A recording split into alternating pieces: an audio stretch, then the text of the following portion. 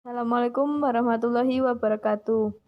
Kami dari kelompok 6 ingin mempresentasikan hasil kerja diskusi kelompok kami, yaitu yang beranggotakan Pramada Ananta, Yuliana Dwi Kurniandini, Nur Rasyidah, Reni Fitriani, dan Uswatu Nadia, mengenai ejaan yang pernah digunakan dalam bahasa Indonesia dari awal munculnya bahasa Indonesia hingga saat ini. Pengertian ejaan. Ejaan adalah bagaimana kita mengucapkan secara lisan sebuah kata.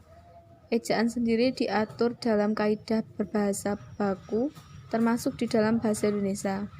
Jadi, ejaan tidak hanya diatur dari segi cara pengucapan, tetapi juga dengan cara menulis dan penggunaan tanda baca. Sejarah ejaan.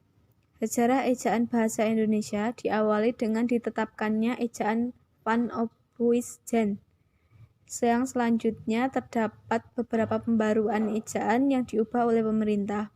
Pembaruan ejaan ini dimulai dari ejaan Republik atau ejaan Suwandi, ejaan pembaruan, ejaan Melindo, ejaan baru atau Lembaga Bahasa dan Kesusastraan atau LBK, ejaan yang disempurnakan atau EYD, hingga ejaan Bahasa Indonesia (EBI). Sejarah ejaan 1. Ejaan Van Ophuijsen tahun 1901 sampai 1947. 2. Ejaan Republik atau ejaan Suwandi tahun 1947 sampai 1956. 3. Ejaan Pembaharuan tahun 1956 sampai 1961. 4. Ejaan Melindo tahun 1961 sampai 1967. 5. Ejaan Baru atau LBK tahun 1967 sampai 1972. 6. EYD 1972 sampai 2015. Yang ketujuh, ejaan bahasa Indonesia tahun 2015 sampai sekarang.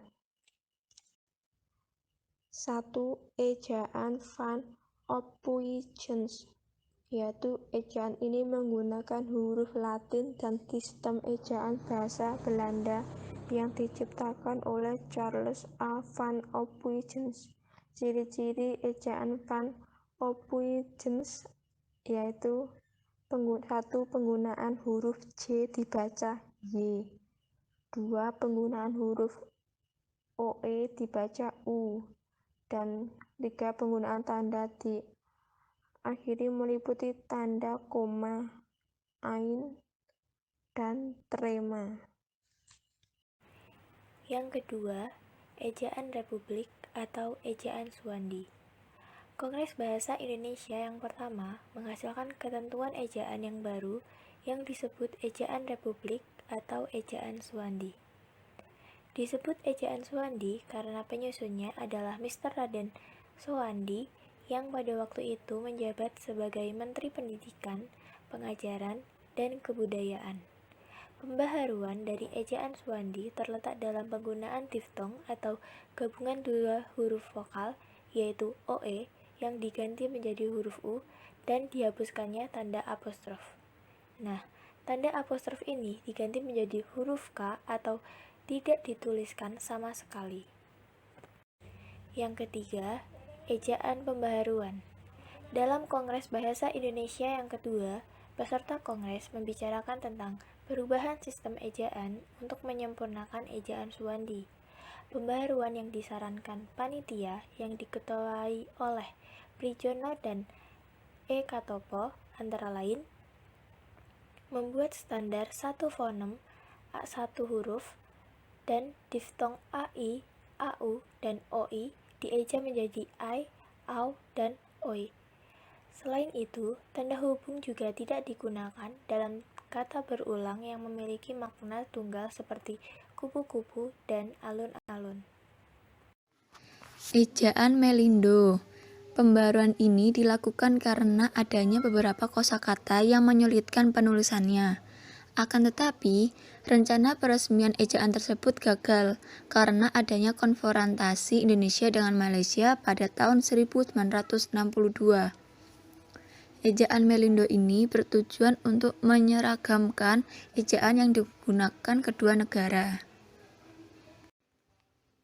Ejaan baru atau Lembaga Bahasa dan Kesusastraan atau lebih disingkat dengan LBK. Pembaruan ejaan ini merupakan kelanjutan dari ejaan Melindo yang gagal diresmikan pada saat itu. Adapun huruf vokal dalam ejaan ini terdiri dari A, I, U, E, O. Dalam ejaan ini, istilah-istilah asing sudah mulai diserap seperti ekstra jadi ekstra, kalb jadi kalbu, guerilla jadi gerilya.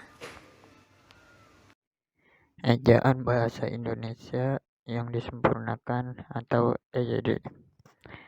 Ejaan ini menggantikan ejaan Suwandi yang berlaku sebelumnya. Ejaan Bahasa Indonesia yang disempurnakan ini mengalami 2 kali perbaikan, yaitu pada 1987 dan 2009. Perubahan yang terdapat pada ejaan baru atau ejaan LBK. 1. TJ menjadi C. Cuci menjadi cuci. 2. TC menjadi J. Jarak menjadi jarak. Ejaan Bahasa Indonesia. Ejaan ini menyempurnakan EYD, terutama dalam hal penambahan diftong, penggunaan huruf kapital, dan cetak tebal. 1.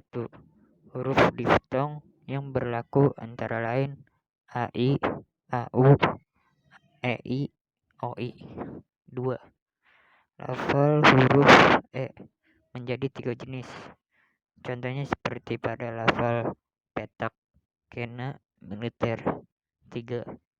Penulisan cetak tebal untuk menegaskan bagian tulisan yang sudah ditulis miring dan bagian-bagian karangan seperti judul, bab, dan subbab. 4. Huruf kapital pada nama julukan seseorang. Contohnya Pak Haji Bahrudin. 5. Tanda elipsis digunakan dalam kalimat yang tidak selesai dalam dialog.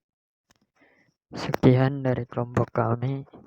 Assalamualaikum warahmatullahi wabarakatuh.